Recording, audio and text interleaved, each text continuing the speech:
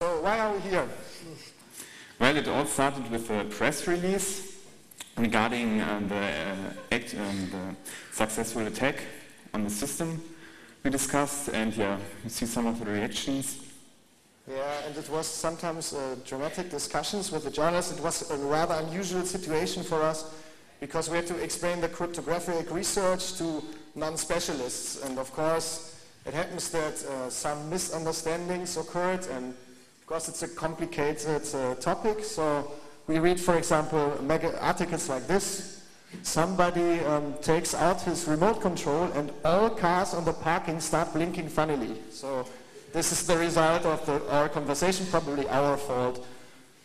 Yeah, and we thought that the Chaos Communication Congress here in Berlin might be a good platform to clarify some of the things that have been written there, and to show you what an attacker really can do and what he cannot do.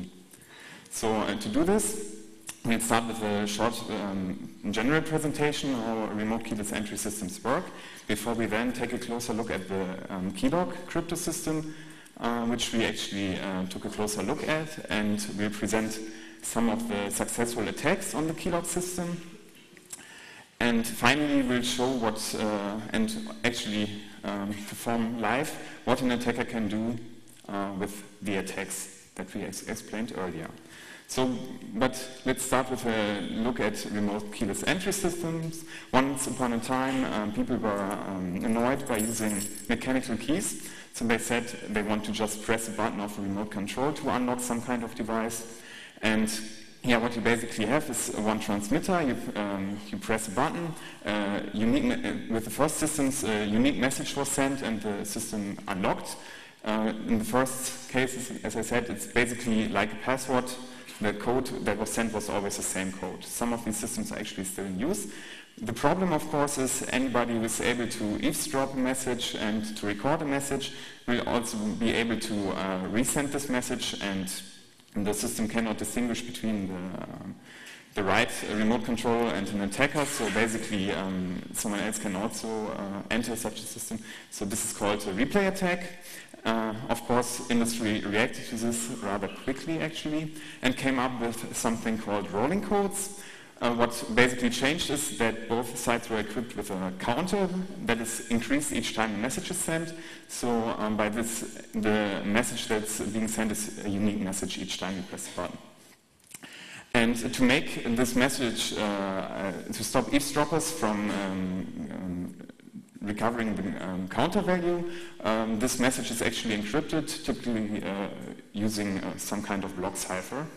And yeah, together with this encryption and the counter value that is increased every time you are able to stop replay attacks. There's an alternative system. It's called a challenge response system. Here actually the secured device sends some kind of challenge, a number, and the remote control calculates a response, again using a block cipher and using some secret that only those two parties know.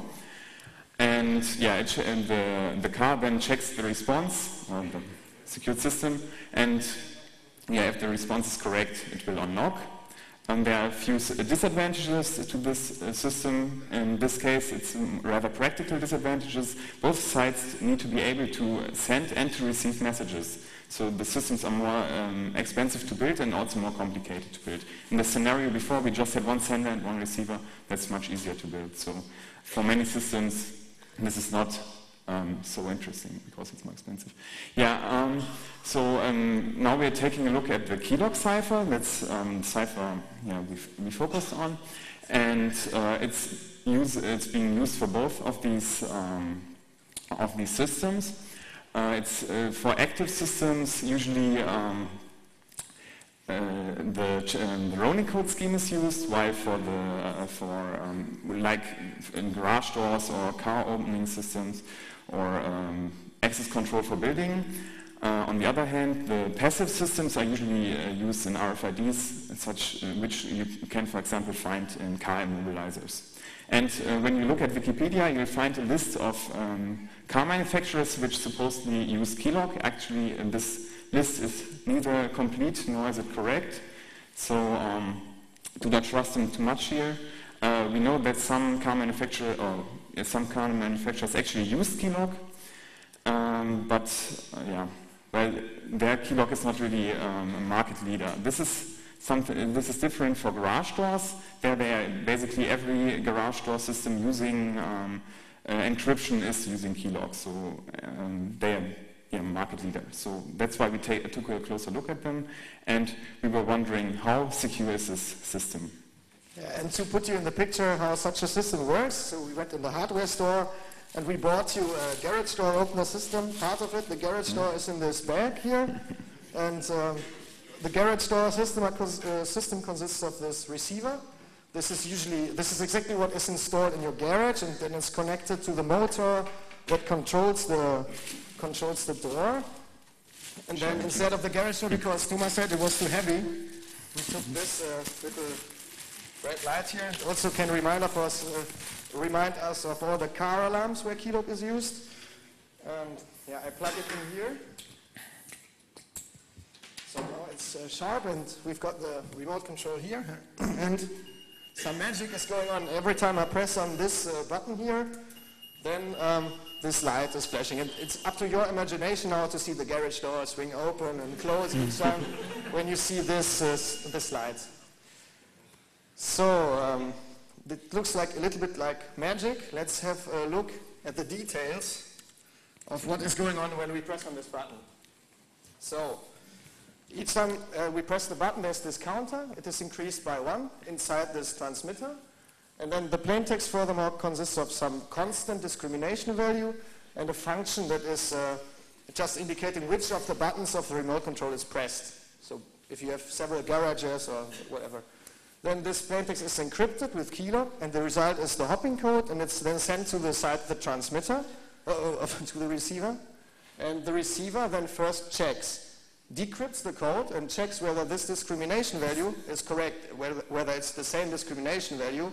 So it's very likely that it's a valid hopping code, and then it checks the counter value if this counter value is newer than the one previously stored in the receiver. So then it knows it's a valid new hopping code, it opens the door, or if it's an old one, it decides, no, I won't open the door, I do nothing.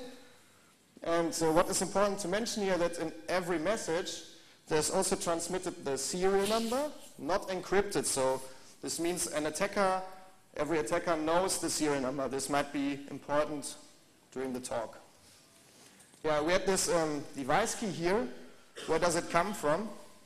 It works like this. If you are a manufacturer of garage doors, for example, then you get one manufacturer key assigned. And this manufacturer key is then in all your products, and all your receivers with the same manufacturer key.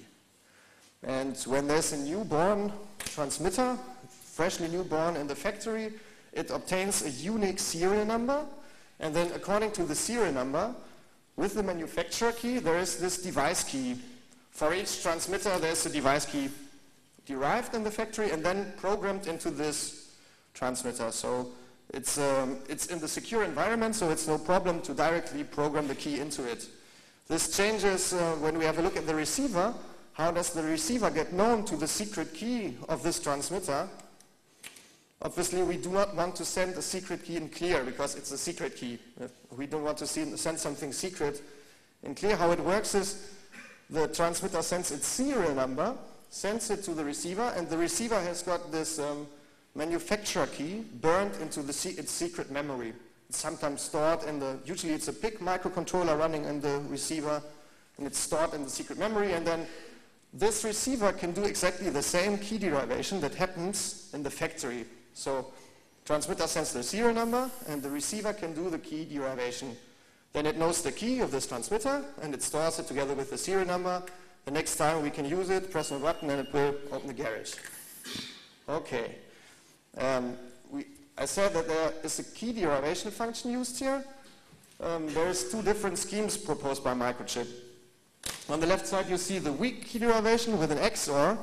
So you see the input is the serial number, then there is two very simple functions. This is usually padding with a constant value or with zeros. It's not so important. Then it's concatenated to make the same length with the manufacturer key, and then we have an XOR here, and the outcome of the XOR is the device key. And here is the secure key derivation scheme, where a keylog decryption is used with the manufacturer key to produce the device key.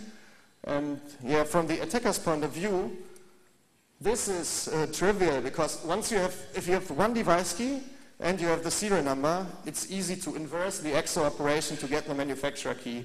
The inverse of an XOR is just, again, an XOR operation. Here on the secure key derivation, it's still very difficult, because even if you have many device keys and if you have a lot of serial numbers, you still have to break keylog in order to get known to this valuable manufacturer key. So now everyone should have at least a basic understanding of how these remote control systems work. So we take a short look at the history of the keylog cipher. Actually, it was invented in the mid-80s in South Africa, back during apartheid. They had some export restrictions, so they had their own little crypto community. And there the cipher was developed, and shortly after the end of apartheid, it was sold to an American company called Microchip, which then started to build remote keyless entry systems around it. And well, they were actually adopted quite well and used by many other manufacturers. And during the whole time, the cipher was never really published, so it was not publicly known. Only the people who built implementations of it had access to those systems, to the description of the cipher. And yeah, basically it was never really reviewed by a huge crypto community. This changed actually in 2006, when the description of the cipher suddenly appeared on the internet, on some Russian hacker website. And by then it only took the crypto community about 1 year to develop first attacks. First attack was developed by Andrei Bogdanov, who's also a member of our group in Bochum. And yeah, some improvements and stronger attacks followed closely afterwards. These attacks are all mathematical attacks. And the strongest of these attacks actually just needs 2 to the 16, so roughly 65,000 plaintext ciphertext pairs, and about 50 PCs doing calculations for about 10 to 14 days, and then we are finally able to recover a device key, which from a mathematical point of view, this is as broken as a cipher can be, so nobody would even consider keylog for hard disk encryption anymore or longer communications. But for this very specific scenario, where you usually do not send very many messages of remote keyless entry systems, it still looks a little bit different. Especially in the rolling code case, because in the rolling code case, you never see the plaintext, you never really see the counter. As an attacker, we never see the counter value. So we do not, the conditions for the attack are not really fulfilled. And what's even more important, we would like not only to recover the device key, but also the manufacturer key. And as Timo just showed, the device key only allows us in one very specific case to recover the manufacturer key, and that's the case when the XOR key derivation is used, and if we're using a challenge response system, which is also not very common. So in these cases, we are able to use mathematical attacks, but in all the other cases, they are not very applicable. So we're sitting in our lab and we're thinking, can't we do anything better using physical attacks? And yeah, well, it took us a little while, and then we also came up with some physical attacks. The attack we use is a so-called power analysis attack. And what we have right now is the transmitter you just saw. Sorry. And what we do is we know that the encryption, keylog encryption is being performed inside, and we want to recover the secret key. And yeah, basically we know the cipher, we also know the hopping codes. And now we record the record the power consumption while the device is actually performing the algorithm. And we record this using an oscilloscope. The recorded data we will then later on pass on to a PC to analyze it and to run the power analysis attack. And if the attack succeeds, we will recover the secret key of this one device.